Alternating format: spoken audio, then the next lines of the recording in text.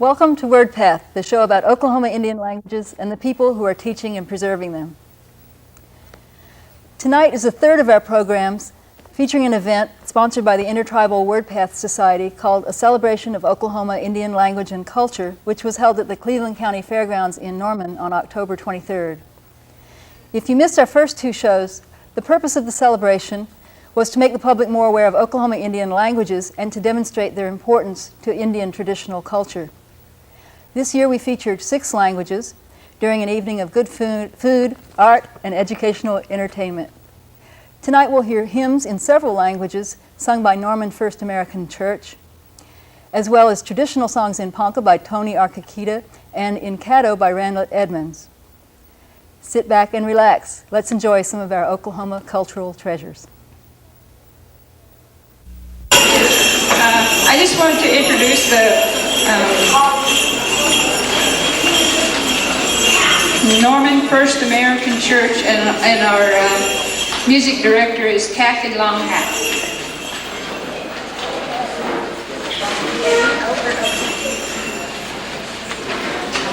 We're real fortunate to have a good group of children.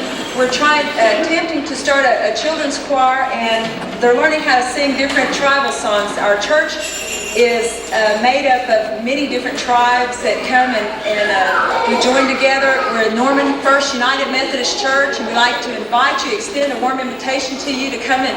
And I'm the lay leader on Sunday mornings, and we start at 11 o'clock. We're located over there in Campus Corner.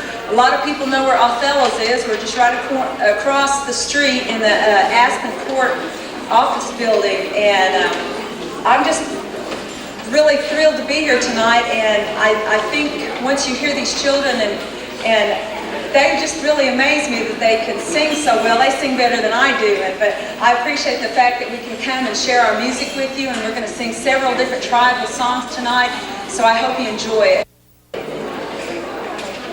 We have to start off with the English songs to get them going. So. This is the day that the Lord has made, Let us rejoice and be glad in it, This is the day that the Lord has made. Let us rejoice and be glad in it.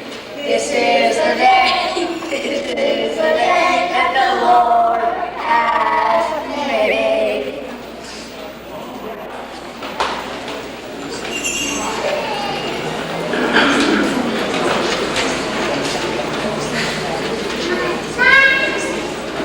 This next song is Cherokee song number 36.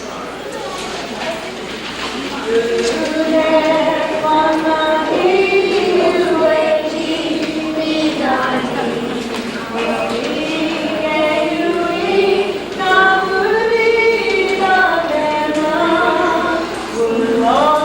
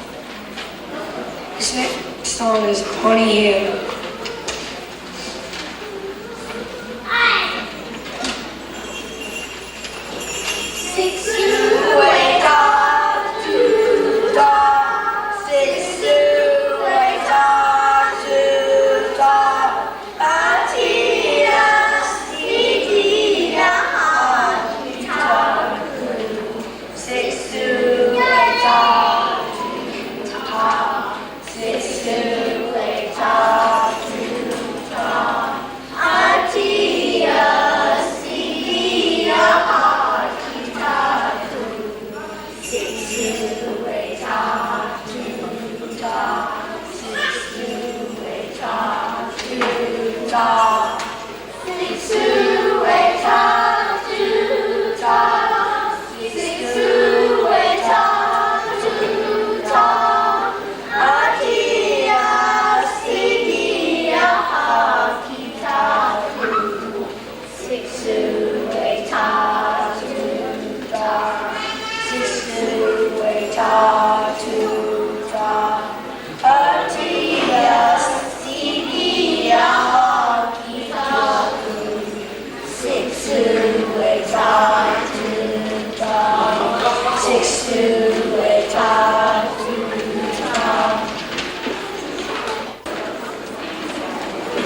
is the last song in his Kiowa prayer song.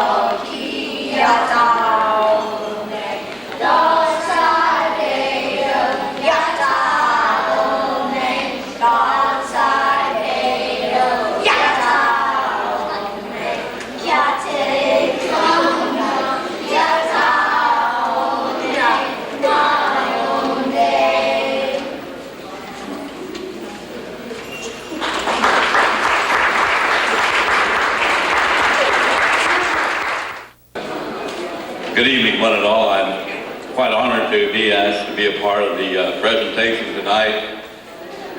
I'm from White Eagle, Oklahoma, in north central part of the state. I'm enrolled on the Ponca tribe, and I'm 1/4 Oto, Missouri, which is a tribe that Truman belongs to, your moderator here. My last name, Archikita, derives from the Oto, Missouri tribe. I'm of the Buffalo clan.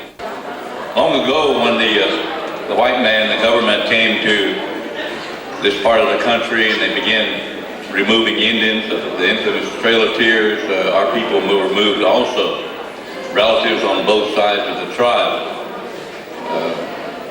When the tribes were brought out of the homelands in Nebraska, particularly the Ponca and Oto, Missouri, my great-grandfather was one of the clan leaders and signed his name to many treaties of the Oto, Missouri tribe.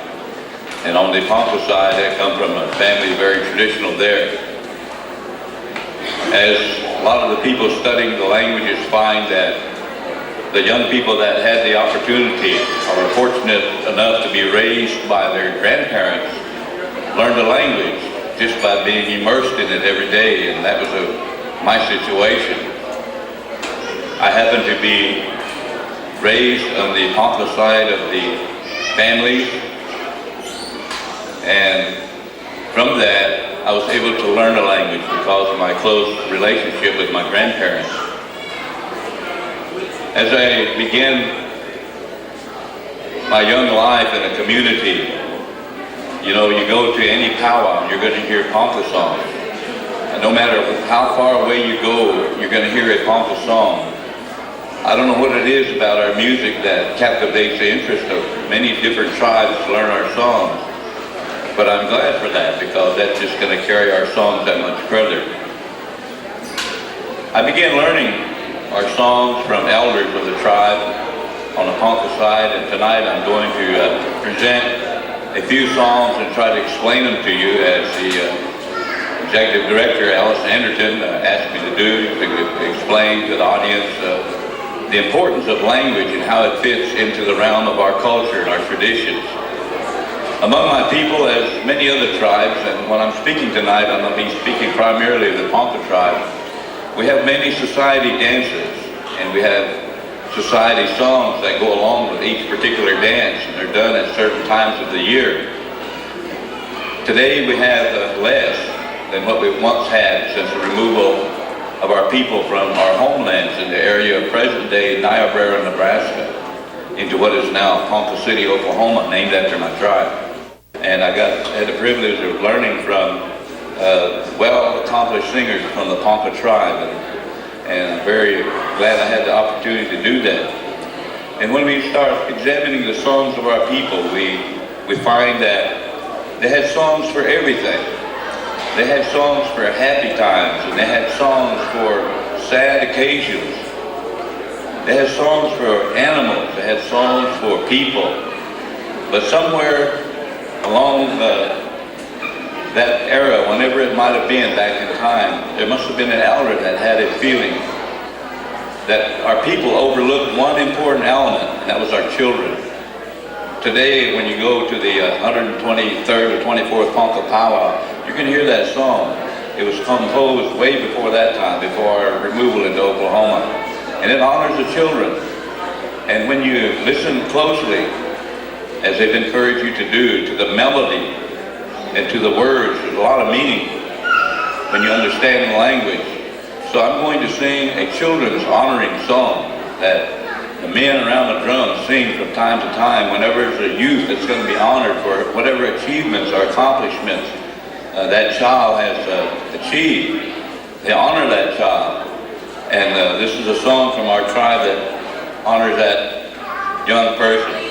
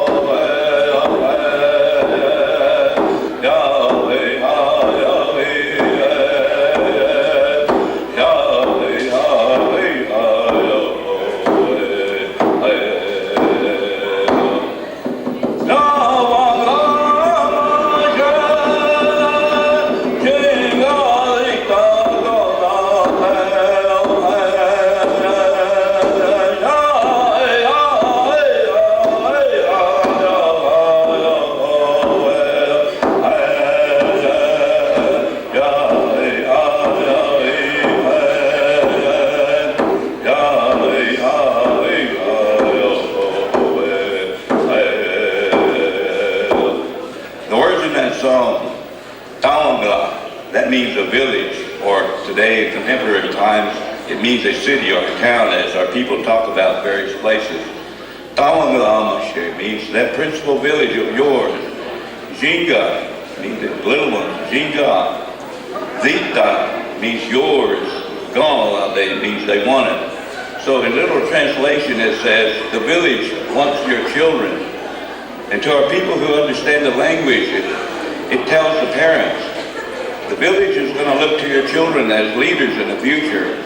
And they want that child to be raised in a proper and appropriate way so that when it becomes an adult, it's going to be one of the leaders of the village. So in our songs, we don't put the whole story and meaning into it. They only put key phrases like the village wants your children. And that tells the parents that you should be a good parent, that you should do the things appropriate to raise that child of yours, so that one day the village is going to recognize your child, and your child may become a chief, or they become a leader. So prepare your children in that way. So many of our songs have messages that encourage people, our members of the tribe, or the clan, to do these things that are good for the future of our people. So that was a children's song that we used among our people when any member of the tribe was to honor their young. That's the song that they used. But one day on a vacation, I took my family. I had 5 children. I had 4 daughters and a son. But I had only the $3, and we drove in to visit other tribes in the state of Montana, and South Dakota, North Dakota. And coming back, I wanted to come through my ancestral homeland around Niobrara, Nebraska. As I approached that Niobrara Valley, where it pours into the Missouri River, in the beautiful valleys there where my people once lived before the government moved them out, I stopped because my grandmother had told me there was a spring. Water comes out of the side of the hill. And we looked upon that as the holy and sacred place. So as I stopped there with my family, late one day as the sun was setting, I went to that spring. I drank of it, I took water and I placed it on the head of my little children. And all of the while I was there, I felt like somebody was supposed to be there for me. And some of you may have experience where you feel a lonely feeling, like someone's missing that should be here. And as I stood and I thought and I walked around that beautiful area, it was time to go. And thoughts came to my mind about what my people were when they lived there freely, and as they lived their life in a good way, the way that God wanted them to live. My thoughts were of that. And I began singing some of our old songs. I thought, well, maybe some of these songs I know were made when our people lived in this particular area. And I had these kind of sentiments as I was there.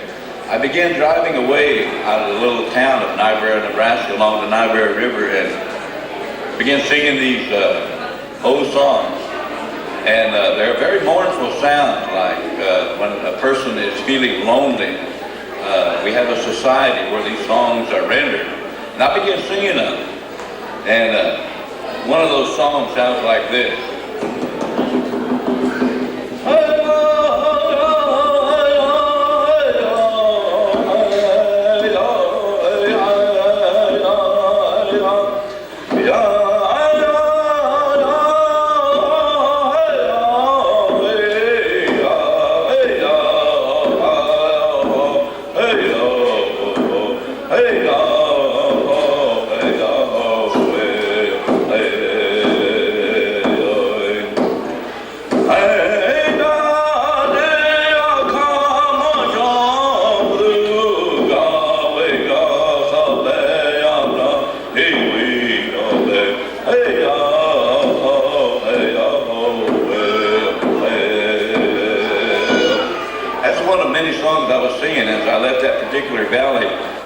So we went, and it came a time we sang for a big 3-day celebration. We were sitting at the big drum, and I told my son, I said, the committee's asking for a particular song. They're going to honor a veteran.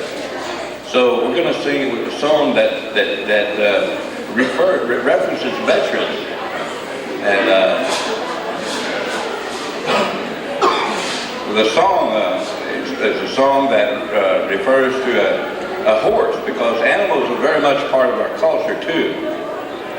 So the words in the song are talking about a horse, and in such a way that the composer, being a third person I guess, is saying that the enemy is afraid of my horse.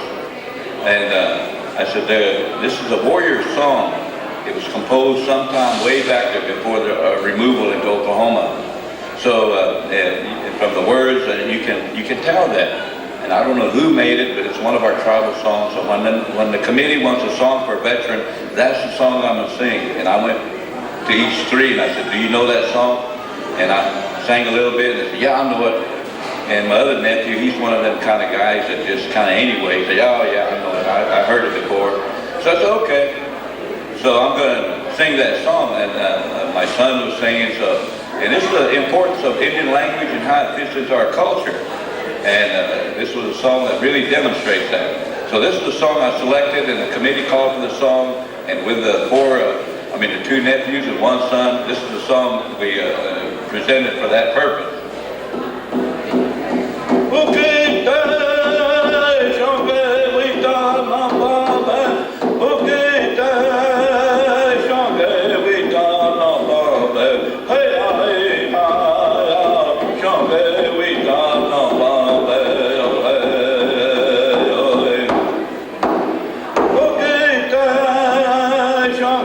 We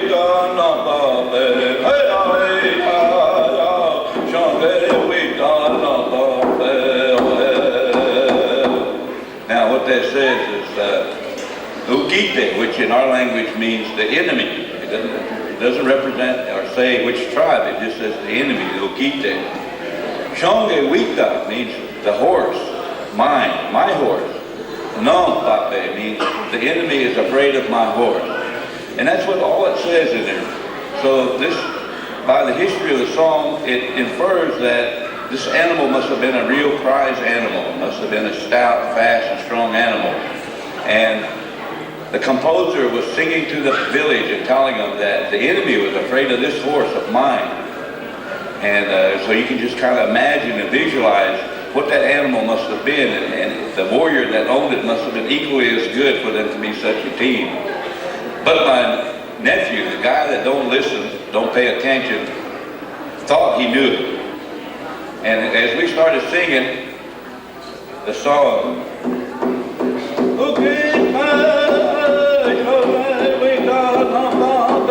in that phrase right there, he made a slide, and I sang it just the way he sang it, and you can hardly tell the difference.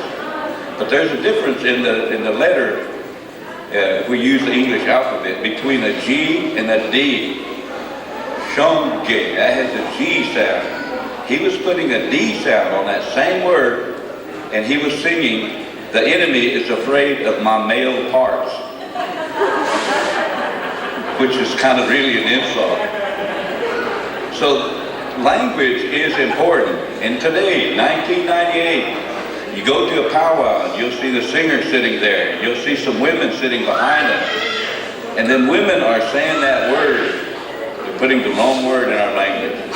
And as I listen to them, I get amused. And they're different tribe women. They think they're saying the word right, but they're saying it incorrectly. And they're talking about unmentionable parts of the anatomy. And so that's the importance, I think, that Wordpath is trying to convey to you, that the language is dying out, and how you talk the language and how careful you must be with the pronunciation of every aspect of that word is important, or it changes the whole meaning to something way out. Randy Edmonds is our next singer, Caddo, and he's going to be singing Caddo writing songs.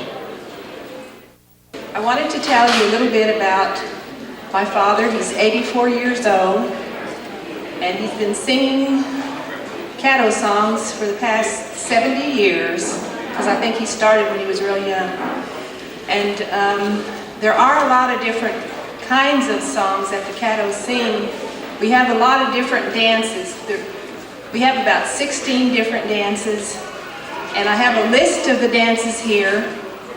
And so I'd like to tell you a little bit about the kinds of dances we do. We do a turkey dance, and the turkey dance has about 40 different songs. The drum dance has about 50 different songs. The bear dance, 11 different songs. Morning dance, 24 different songs. The corn dance, 11. Women dance, about 20 different songs. Bell dance, 14 different songs.